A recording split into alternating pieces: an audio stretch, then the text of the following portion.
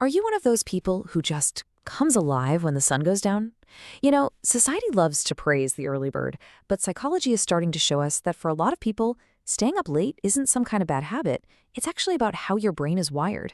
So let's get into the hidden psychology of the night owl. I mean, we've all seen this before, right? The early bird is the hero of the story. Disciplined, productive, successful. And the night owl? Well, they get stuck with labels like lazy, irresponsible, maybe even lacking ambition. This is the schedule society rewards. But what we're looking at here is the myth, not the reality. So, what if we've been looking at this completely backward? What if this whole thing has nothing to do with a lack of discipline, but has, much deeper psychological roots? What if it's just a different way of processing the world? And that idea is really at the core of what we're going to talk about. For some people, the mind doesn't shut down at night. That's actually when it wakes up. We're going to look at 4 key psychological traits that explain exactly why that happens. All right, let's dive right in with the first trait. And I have a feeling this one is going to be super relatable for a lot of you.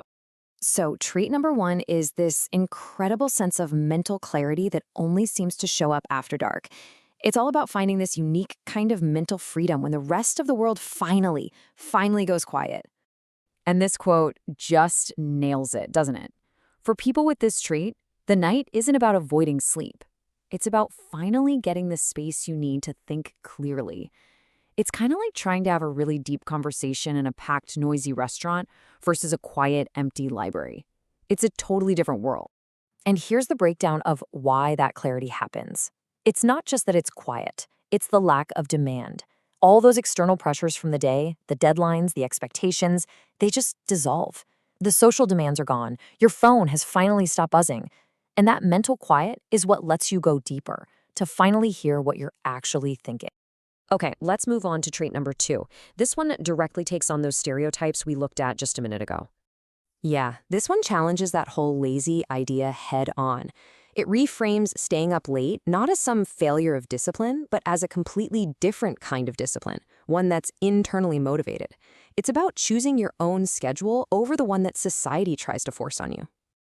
And the key psychological idea here is something called a high internal locus of control. It's a bit of a technical term, but all it really means is you have this core belief that you are the one in charge of your life, not outside forces, not other people's schedules. So here's the thing. For these folks, discipline isn't gone. It's just self-directed. They do their best work when they get to decide for themselves when it's time to create, when to think, and when to rest. Those really rigid, forced 9-to-5 structures just don't click with how their brain operates. And this idea of being in control of your own world leads us perfectly into our third trait, which is all about finding a personal sanctuary. For a lot of people, the night is so much more than just quiet. It's a safe haven. It's a time that feels psychologically and emotionally safe, and that allows for a completely different level of reflection. This quote just captures it so well. Think about it. The pressure to perform, to be on for everybody else, it just completely vanishes.